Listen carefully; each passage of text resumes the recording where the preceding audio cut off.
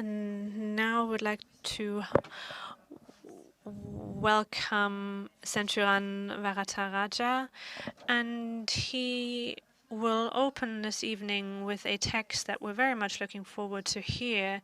If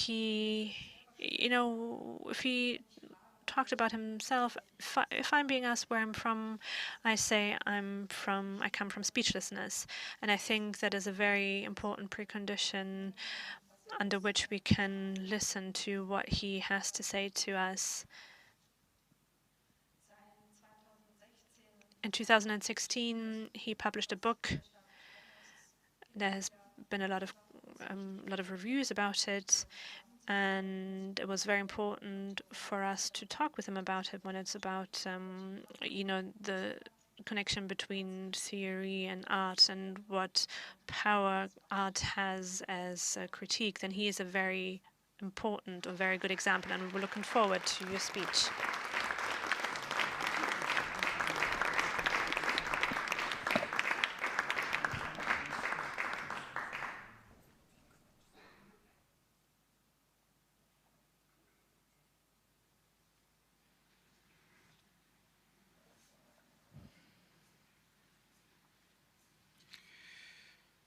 A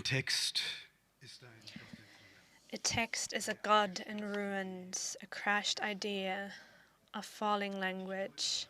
The patience of our eyes, the willingness to follow these runes, their order and principle, the shape in which an idea in this text will appear to us, the shape in which this idea will appear to us as a text, to follow it into the dark and uncertain realm of understanding. This is the promise we call reading. The idea cannot be salvaged from the ruins. This idea is identical with them. God is in ruins. These ruins are a God. The representation remains essential to the idea, but this representation is the idea itself. The folded holiness of Scripture also includes the following: that Scripture is a scriptural body, that language exists only as a linguistic body, that a sign exists only as a sign body, that every text exists only as a textual body. The how of truth is what Kierkegaard writes in his philosophical fragments, is precisely the truth. In other words, form and content can be distinguished but not separated. In the same words, the text is decided by its form. The form of a text can be literary critique if it was preceded by the loneliness of the decision not to obey either the law of the genre or its far-flung family that bears the name of that genre. When a text needs neither its consolation, the comprehensible desire not to remain alone in this language and not to remain misunderstood, nor its embrace the familiar circumference of the breasts of countless fathers and countless mothers, when a text follows not the syntax of our mouths, but the curved sentence structure of our slow fingers, when a text can confess to the wound of words, when the text tells itself differently, meaning with other words. This critique of a poetic reason can be literature. Other parents and also other siblings have already formulated it. However, talking publicly about literature, but also the tendency and consistency of contemporary German language literature, the reality of its imagination, production, publication, distribution, and reception, lacks in a necessary prerequisite, the condition for the possibility and reality of a poetic critique, the receptivity and sensitivity, the patience and gentleness of hands that are ready to pick up the debris of a text, each individual piece, so a trained sense for aesthetic form. The isolated exceptions that continue to be published by general publishers can only confirm this rule.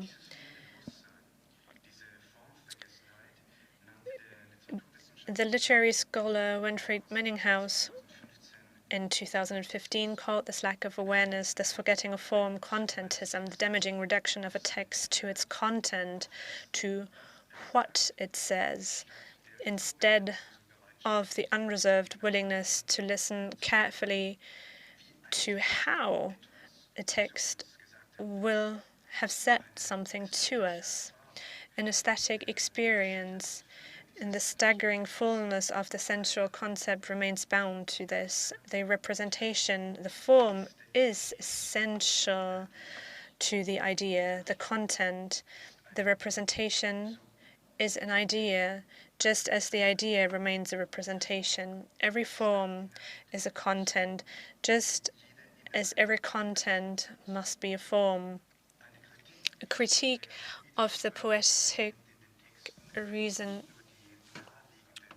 If you do that, you don't recognize not only the obvious political ideologies, but also the more verbose poetic ideologies, which by their very nature are also political. Ideologies that do not express themselves in the clarity of propositions, in the explicitness of descriptions, or in this everyday violence of discriminatory language, but lie in the constituting and defining criteria of established genres, so deep in their physical and metaphysical presuppositions, in the history and shape of their formal specifications. One might have thought, writes the writer Lilian Peter in her essay, the text as a bag, not as a weapon. And in this August, one might have thought that the German language literary discourse had long since moved on from its multi-layered negotiations of form and saying and unsaying in the post-war period. What and how can still be written at all in the face of the Shoah? Until well into the 90s, discussions of form, philosophy, and the possibilities of language beyond a simply understood realism were part of good literary taste, in parentheses, of course, mainly for men. In the last 2 decades, public talk about literature, as well as published literary writing itself, has shifted. Form and content, in agreement with an older tradition, and with fidelity as to a principle, are now no longer set in competition as categories to imagined, but they are opposing categories. One could almost say played off against each other. The formers of a text, especially in the realm of prose, where people who write of language as an instrument of narration and not of what language must be beyond that, perhaps in the strictest poetic sense, a medium of cognition, as it is by journalistic literary criticism almost exclusively as a necessary vehicle to be able to transport and communicate the particular content of the text. The form should be in the service of the content, in its sense, receive its meaning from it alone. As soon as this purpose, which was attributed to the form for technical and logistical reasons, has been fulfilled as the foreseeable end of the sentences. As soon as every form should have done its work as an exhausted and tired means to a manageable end, it loses its meaning. The bit of significance that it was granted by the content, that it received from it alone. The critique of poetic reasons must therefore be both. The subject of critique, that means a critique that proceeds from poetic reason, that proceeds from its standards and promises, as well as the object of critique. That means a critique that makes itself the object. A critique that means poetic enlightenment itself. The critique of a poetic reason, like Kant's critique of pure reason, becomes the criticizing subject by criticizing itself as an object. The critique of poetic reason is the criticized object because the criticizing subject it is the reason itself. It must be measured by its own categories. It must not allow itself to be judged by the same standards if it does not want to give up its faith and its own attachment to the stylistic orientation towards the messianic promise of poetic justice.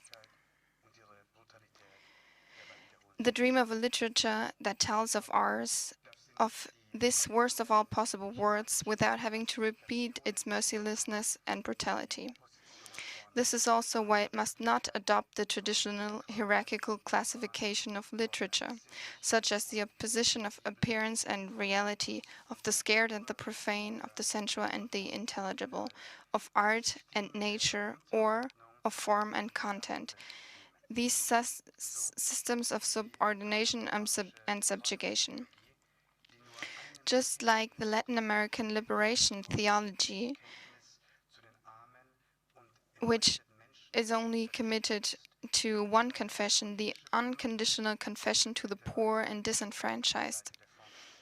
A poetic reason must consequently stand on the side of form, in order to let the forms come into their own and make their claim.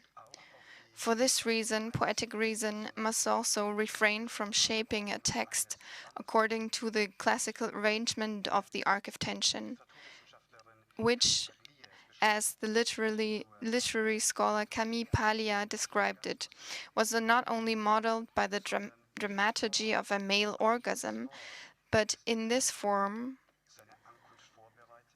also subordinates every word that prepares the climax, its arrival, in which it leads up to it, to this apex.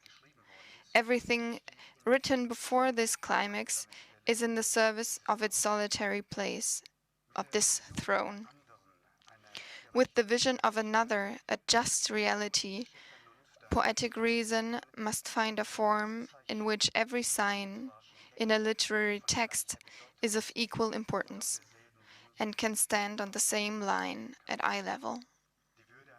The dignity of an individual sign must be identical with the dignity of all signs.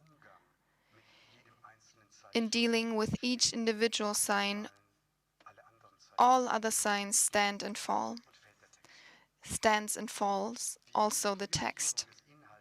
The privileging of content over form can be dated back in European philosophy to the pre-Christian Parmenides, a decision in favor of the mind and against the body, which was formulated by Plato, and in whose long unpredictable shadows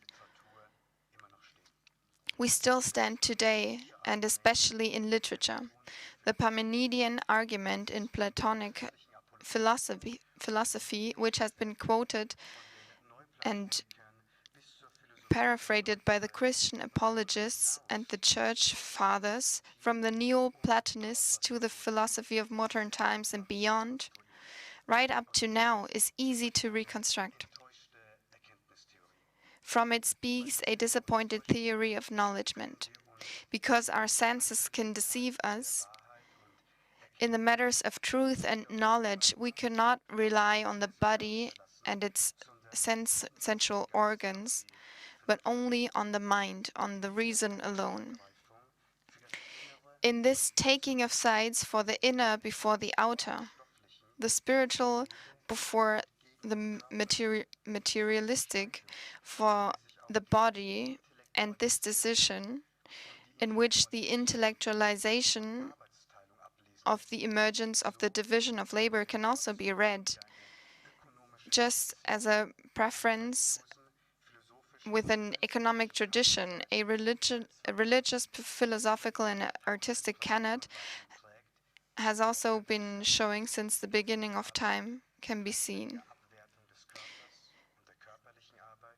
The way in which the body has shaped and continues to shape the world for 2 millennia, with it we can see a reflection of oppositions and an early dramaturgy of privileging the content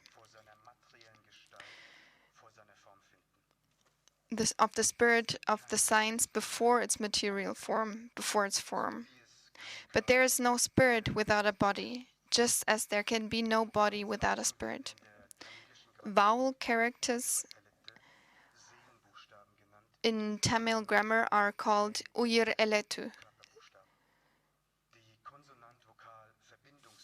and consonant are called soul letters, consonant are called body letters. The consonant vowel-like linking characters are called uyir me eletu, letters with body and soul. But also the soul letters have a body, and also the body letters are letters with a body and a soul. A word does not only consist of the pure denotation, its basic meaning and content. A word also possesses a denotation, a connotation and association, its intonation and modulation, intension and extension. A word consists of the multiplicity of its own, its stubborn, peculiar form, which does not only mean its phenomenological shape. In order to be able to read and pick up a sign, a word, a text, and its debris, we must be receptive and sensitive. We have to have the time and delicacy of hands ready to recognize its constantly multiplying and modifying manifestations. Literary language is not the language of communication. It is not the language of communication. Contentist reading, just like texts who are written for contentist reading, are based on a principled and conventional misunderstanding. This literary production and reception starts from an idea of language as an instrument of speech, but not from a language that wants to go beyond speaking and therefore also points beyond speaking to understand its own poetical sense. In an interview with the Bayerischer Rundfunk in 1974, Ilse Eichninger said, "Language, in contrast to all other possibilities of artistic discussion, is indeed a means that is also used as a means of communication, not also, but only as a means of communication. And one is not used to seeing it as something else, namely as a means to silence. For example, when someone paints or makes sculptures, one does not say, with this stone you could have done something else, or with the colors you could have done something else than, for example, your pictures. When one writes, one tells him that you could have written in a more comprehensible way, because one again sees the communication first and not the other task of language, namely translating into silence. Poetic reason would be committed to this translation into silence, to caution in the matter of words, as well as to the incomprehensibility of work. The contentist reading will not get far with these texts. Another earlier form of contentism emerged in the 18th century under the motto prodesse et delectare, to benefit and to delight. The name was intended to be an enlightenment program. Books, just like fables, should allow both entertainment and instruction. This Protestant principle of reading we find today in one of the most conservative and popular genres, the family or generational novel. In its poetic and political ideologies, which have not evolved in form and structure since Thomas Mann's Buddenbrooks, and which hardly differ from this form and structure in the past 121 years. The critique of poetic reason is an attitude of mind and body, an attitude of being and consciousness, a certain way of standing fragilely to reality and to the reality of texts. In the undivided attention, in the settling of a more silent alignment and invocation of our eyes and ears, in the close looking and watching, in the more careful looking and listening,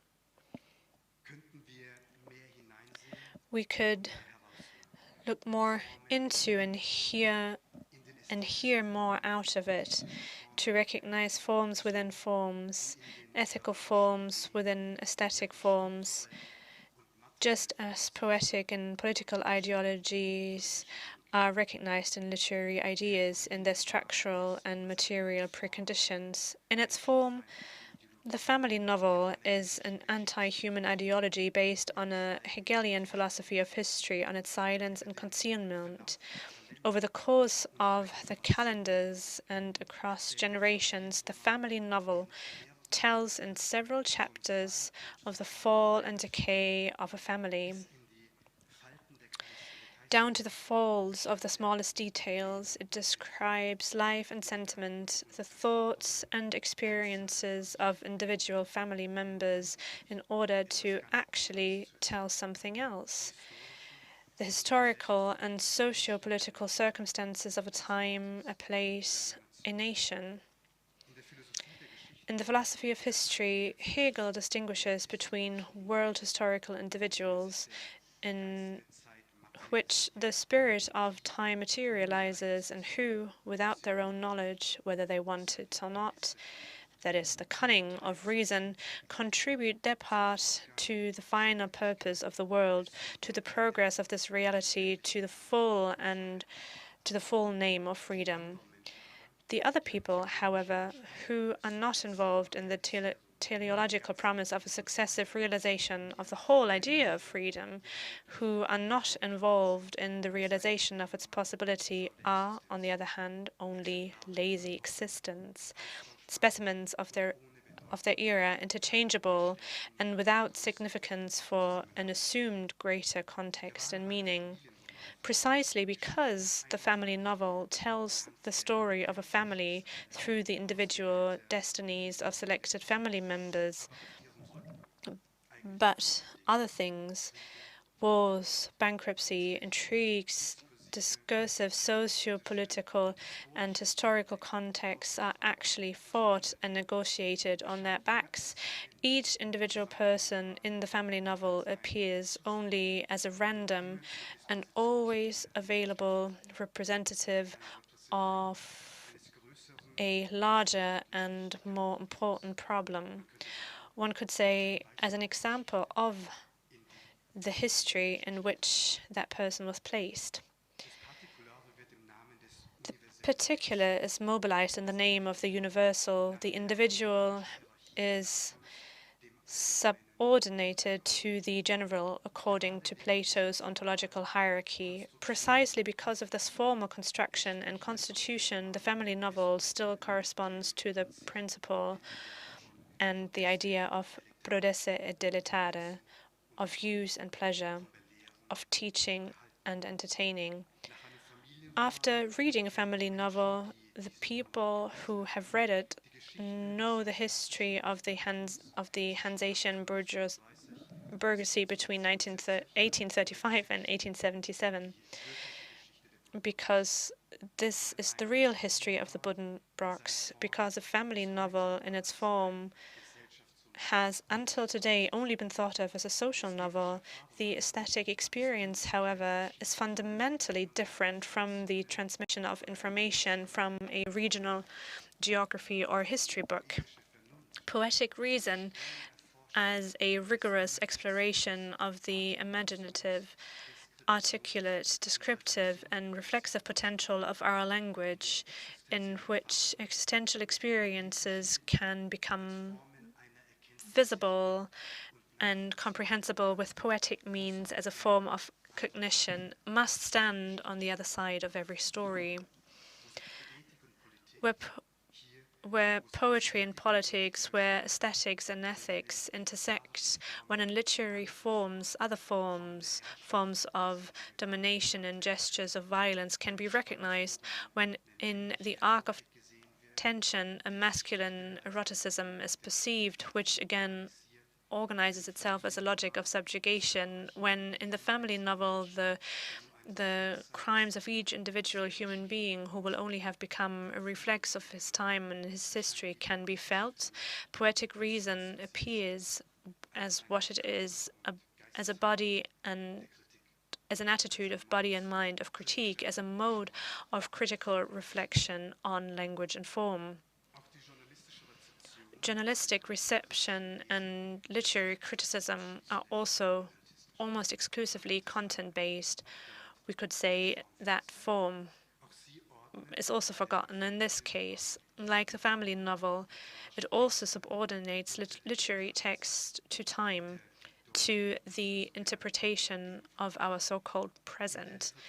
In literary criticism, novels are no longer read with an aesthetic interest and a poetic sense, out of an aesthetic need and a poetic desire, with a trained sense for language and form, for dramaturgy and narrative economy, for composition and arrangement, but with a discursive concern that misconstrues itself as a political interest.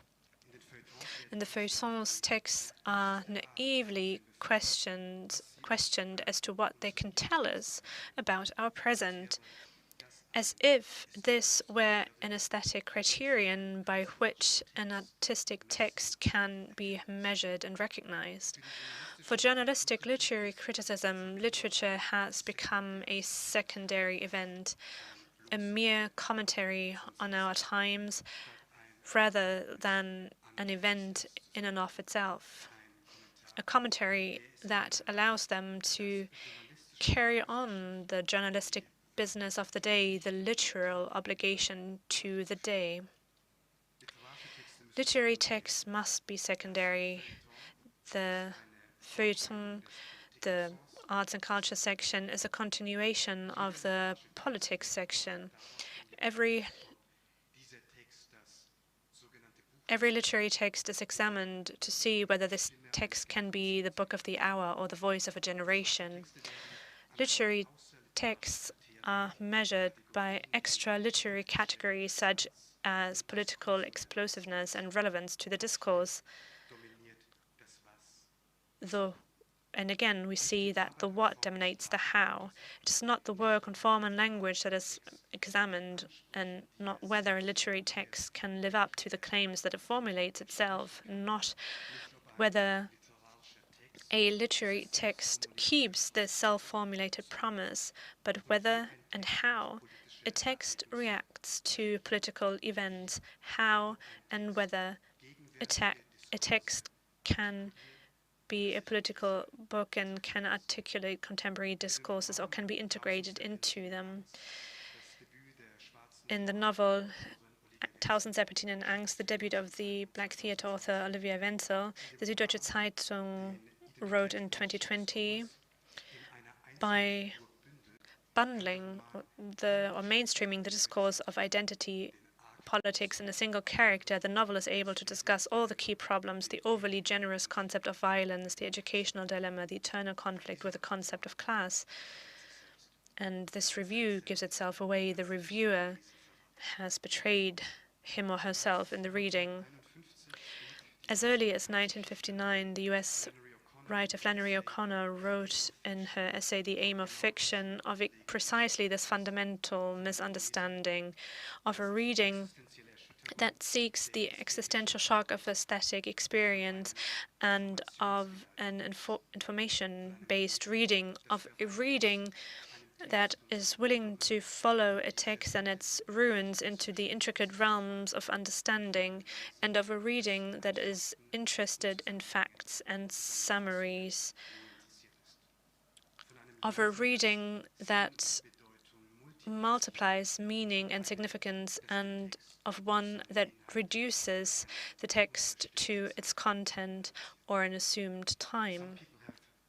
Some people have the notion that you read the story and then climb out of it into the meaning. For the fiction writer himself, the whole story is the meaning, because it is an experience, not an abstraction, but it is from the kind of world the writer creates, from the kind of character and detail he invests it with, that reader can find the intellectual meaning of a book. Once this is found, however, it cannot be drained of and used as a substitute for the book. As the late John Peel Bishop said, you can't say Cézanne painted apples and a tablecloth and have said what Cézanne painted. The novelist makes his statements by selection, and if he's any good, he selects every word for a reason, every detail for a reason, every incident for a reason, and arranges them in a certain time sequence for a reason. He demonstrates something that cannot possibly be demonstrated any other way than with the whole novel. Mit anderen Worten, In other words, the representation is essential to the idea. Everything in a text is significant. In the same words, a poetic reason is not oriented towards what, but towards how a text says something. On the smallest detail, on each individual character, that's where the text depends on. The text depends on them. A poetic reason, its critique and its patience allow us to see more in literary imagination, production and reception, to see more in the forms than just wanting to recognize the form, the language and the text in its entirety, to surrender ourselves to the texts instead of approaching them with an interest to which the texts must be subordinated. Form and content can only be separated if we already know the form, if we are familiar with it, if it does not catch our eye, if it does not fall into our eye, because it comes from a tradition that has been carried on without criticism instead of being broken. The text is decided by its form. The form of a text can only be a literary critique if we dare to dream of another literature beyond the established forms in the history of violence, if we dream without family in the loneliness of this resolve, and without the names of the genre, without comfort, and in the self-consciousness of remaining not understood, without false fathers and false mothers. If we begin to write and read, when we follow the curved sentence structure of our slow fingers into the wound of the words, until these words have become others, until we will have learned to write and read differently, so with the same words, until a text is a completed and multiplied God in ruins. Thank you.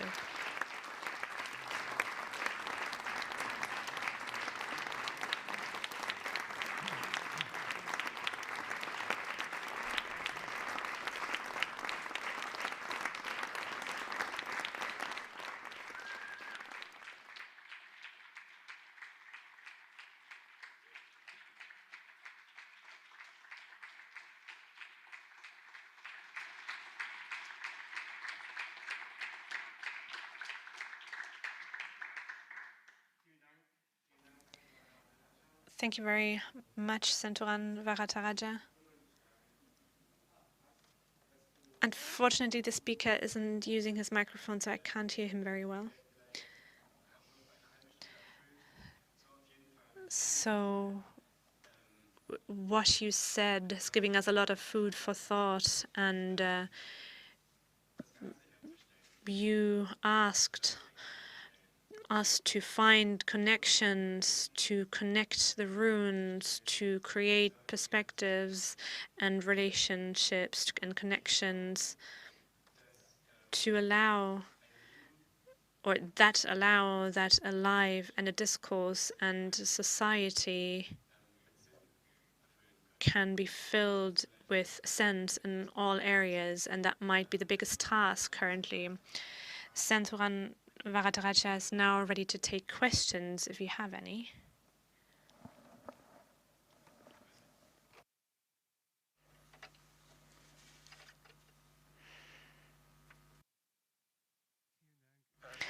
Thank you so much. That was so impressive. Caution, I'm using normal language. What I think is so interesting that there are the moments where people are silent, and you talked about this in different parts of your text. The project of enlightenment, that is the starting point. And that is a point that is not really critiqued, if I understood correctly. There was the moment where a devaluation of other persons happened. For me, the project of enlightenment is only possible because there was another project in other countries where people have looked down upon, and where people they separated from these projects, and there was a lot of discrimination. And I would like to know how you see this in your house of thoughts. I don't know if you understood. Thank you for your question.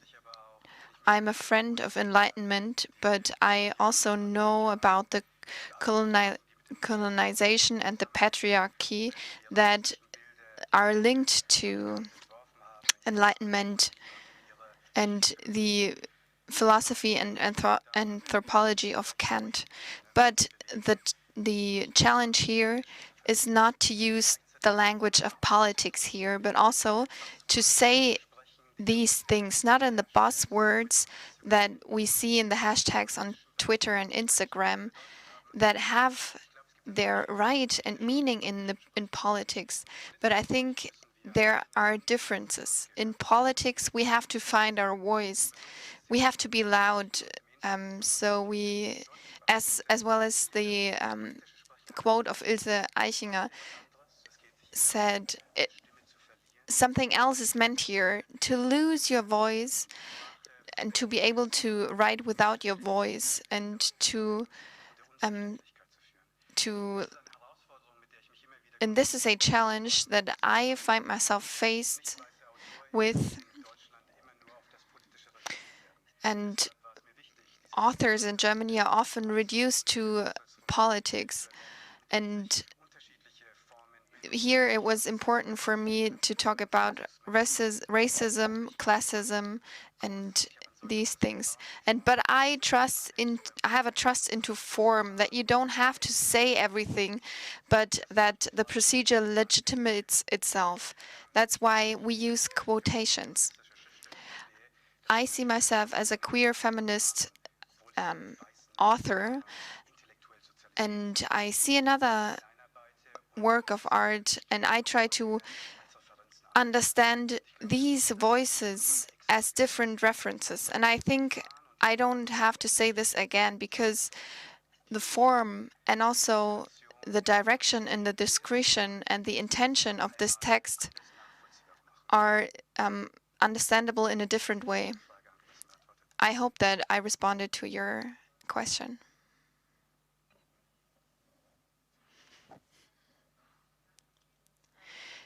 Thank you again for your presentation. That was very moving. And I would like to ask the role of the body that is in the poetry of reason, where it normally has no place. And I'm very thankful for that. And I would like to ask about the language as a room of resonance, not only as and how you would think further and how also the body of the audience can come into resonance with this language. Thank you for the question. We have to understand reading as hospitality, opening the text towards us and also the body of the text towards us. We have to be hosts for the text, and the text has to be a host for us. The first experience of people who started reading late, it's words that break us and not a material object. And I also think that when writing a text, we have to prove the the Bible, because the bodily dimension of the text is not so important. This can be proven by biographies. Racism was very present for us when we came to Germany. We were called monkeys and everything. And in the language of my parents that I don't really speak. And this is a language that was automatically and directly linked to death, that meant the death.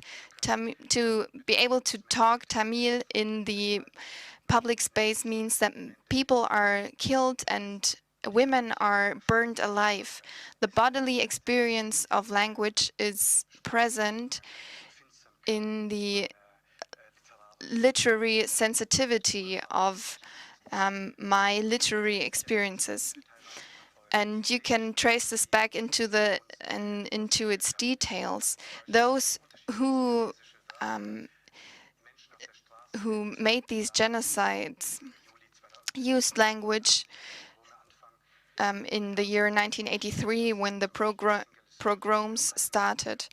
The word for Aime and also from the words and the dialect, they could see where the people came from. This is why for me, body and language cannot be severed. Both are identical and both come from the first experience to have lived through a genocide.